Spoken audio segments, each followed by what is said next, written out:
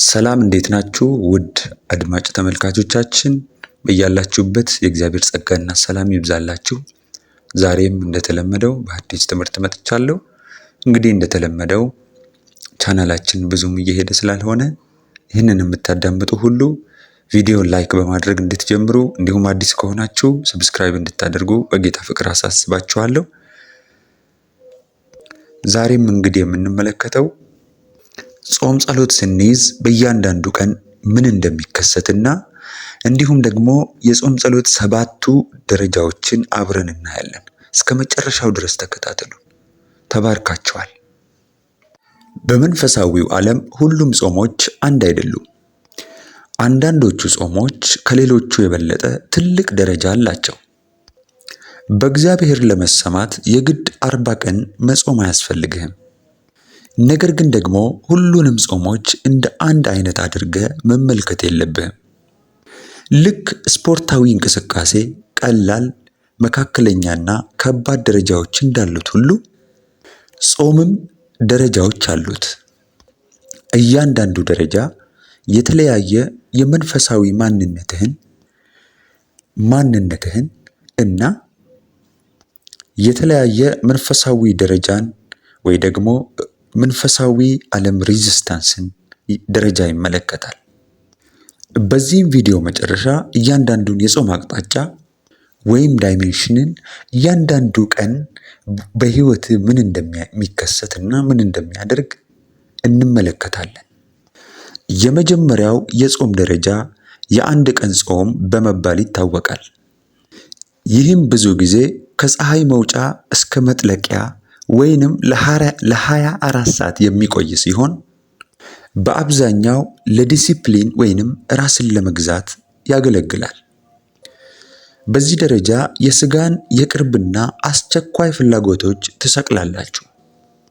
በዚህ ቀን ዋናው ውጊያ በአእምሮና በሆድ ውስጥ ነው። ሁልጊዜ ተመጋቢ ሆኖ የኖረው ሰውነትህ በድንገት አይሆንም ሲባል ተቃውሞ ያሰማል። በመንፈሳዊ መገለጫ የአንድ ቀን ጾም የቁርጠኝነት መገለጫ ነው። ለሰማይም ጉዳዩን በቁም ነገር እንዳያስከው ምልክት ይሰጣል።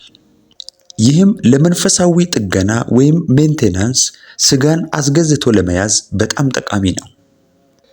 መዝሙር 35:13 ላይ ነፍሴን በጾም አዋረድኩ ይላል። እዚህ ላይ አዋረድኩ ወይም ሃምብልድ የሚለው ቃል የዕብራይስጡ አቻው ቃል አና ሲሆን ማሰቃየት፣ ዝቅ ማድረግ ማለት ነው። ጾም ነፍስህን ለእግዚአብሔር እንድትሰግድ ያስገድዳታል።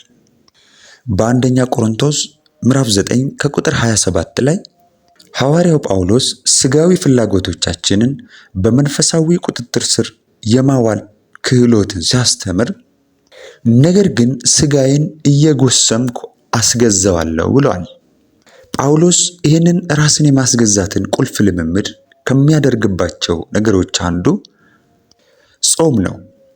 በሁለተኛ ቆሮንቶስ ምዕራፍ 11 ከቁጥር 27 ላይ ራሱን ሲገልጽ በብዙ ጾም እንደነበረ መናገሩ ከእግዚአብሔር ጋር በነበረው ጉዞ ጾም መደበኛው ክፍል እንደነበረ ያሳያል።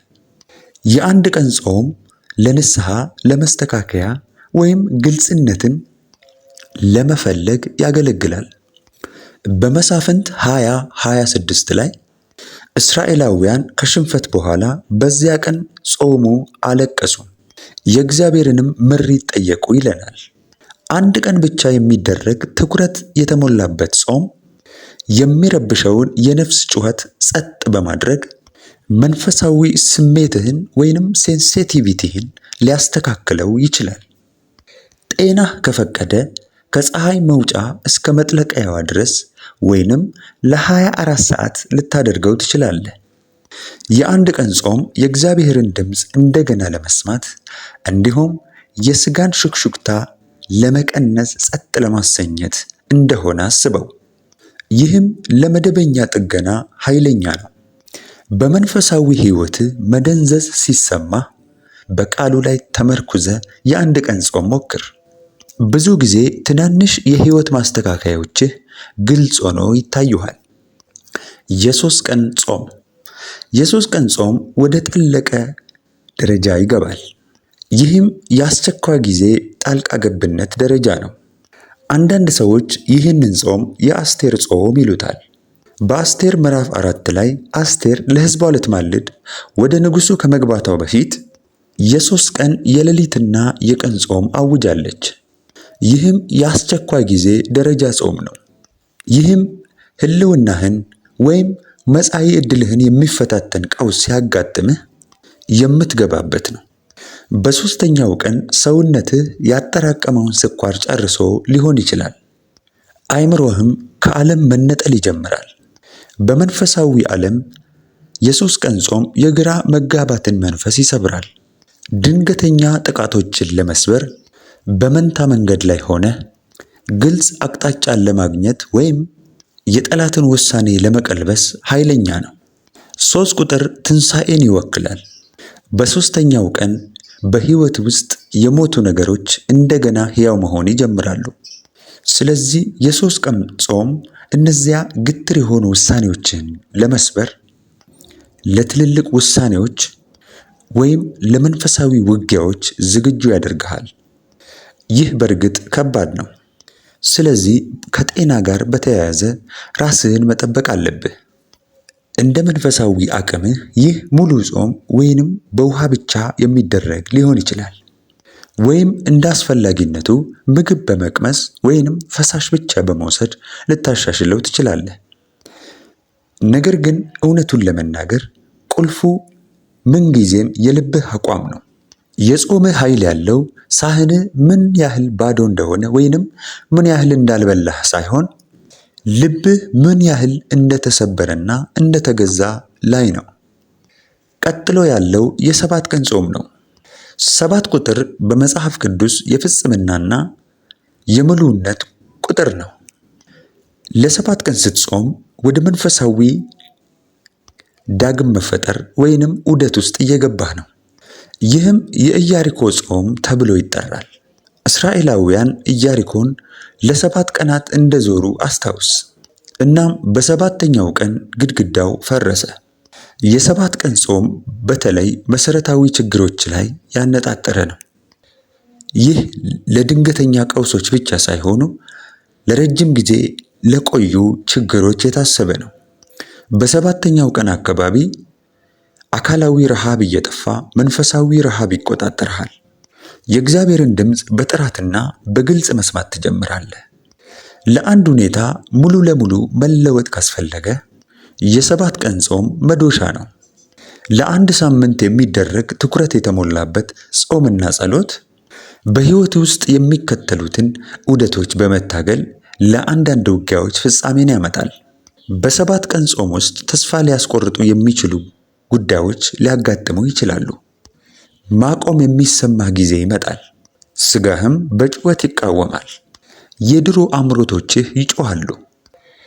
በዚህ ጉዳይ ውስጥ ወደ ምግብ ወይንም ወደ መዝናኛ ከመዞር ይልቅ ወደ እግዚአብሔር ከተጠጋ በውስጥህ የሆነ ነገር ይሰበራል።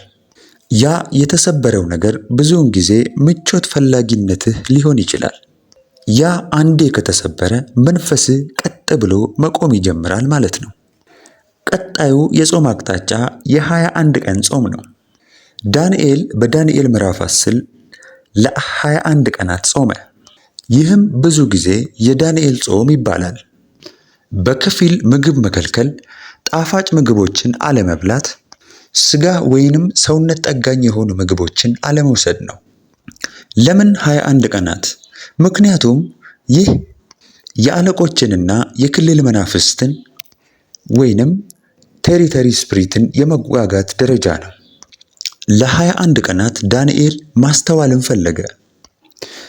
የ21 ቀናት ጆብ ማለትም የ21 ቀናት ጾም መላእክቶች መልስህን ታግለው እንዲያመጡልህ ኃይል ይሰጣቸዋል።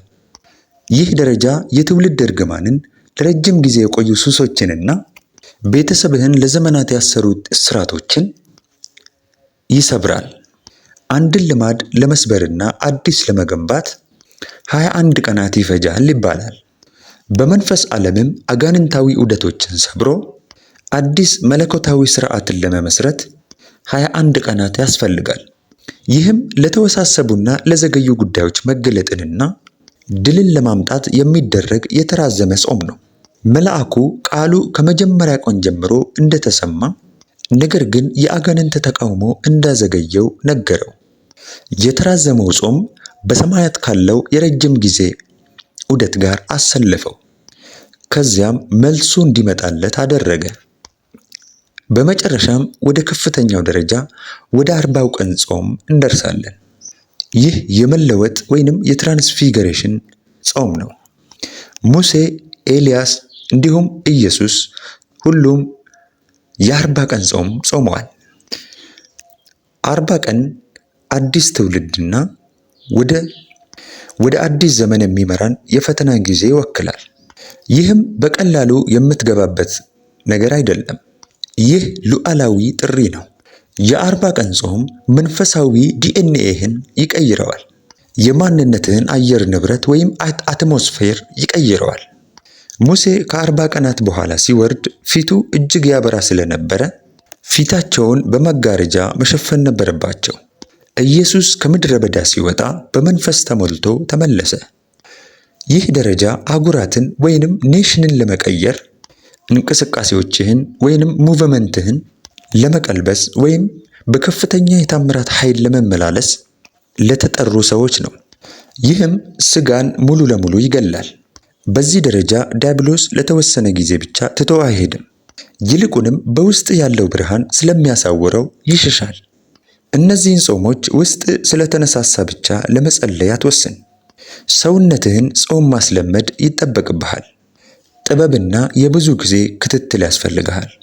እነዚህ የጾም አይነቶች የሥጋ ፍጹም መሞትንና የመንፈሳዊ ግንኙነቶችን ይወክላል። መንፈስ ቅዱስን መስማት አለብህ። የሌላውን ሰው ጾም ለመቅዳት አትሞክር። መንፈስ ቅዱስ ወደሚመጥን የጾም ጸሎት ሕይወት ይመራሃል። ለአንዳንዶች አማኞች ቁልፉ እጅግ በጣም ረጅም ጊዜ ወይንም ረጅም ቀናት የመጸለይ ሳይሆን የተለያዩ የጾም ጊዜያትን ያካተተ የጸሎት ሕይወት መገንባት ነው።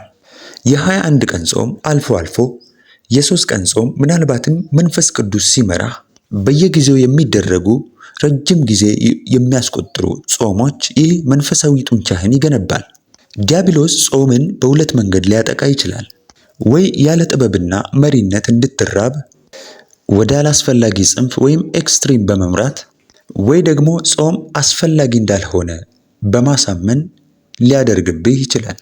የሚያስፈልገው እንደ ልጅ ስልጣን ህብረት ለማድረግ መጾም ነው። የምትጾመው ነፍስህን ለማዋረድ መንፈስህን ለመቅረጽና በተወሰኑ ተልእኮች ላይ ከእግዚአብሔር ጋር ለመተባበር ነው። እንዲሁም ያለ ጸሎት መጾም ዋጋ እንደሌለው አስታውሱ። ኢሳይያስ 58 ባዶ ጾምን ይገስጻል። እግዚአብሔር የመረጠው ጾም የክፋትን እስራት የሚፈታ፣ ከባድ ሸክምን የሚያራግፍ፣ የተገፉትን አርነት የሚያወጣና ቀንበርን ሁሉ የሚሰብር እንደሆነ ይገልጻል። እስከዚህ ድረስ ከተከታተላችሁ ቪዲዮውን ላይክ በማድረግ አገልግሎት ወይንም ደግሞ ጥሪ ላለባችሁ ሰዎች ይህንን ቪዲዮ ሼር እንድታደርጉ በእግዚአብሔር ፍቅር ጠይቃችኋለሁ። ከዚህ በመቀጠል ሌሎች ፕሮግራሞችን እያሰብን ስለሆነ ላይክ እና ሰብስክራይብ በማድረግ እንድትተባበሩን በጌታ ፍቅር አሳስባችኋለሁ። ተባረኩ።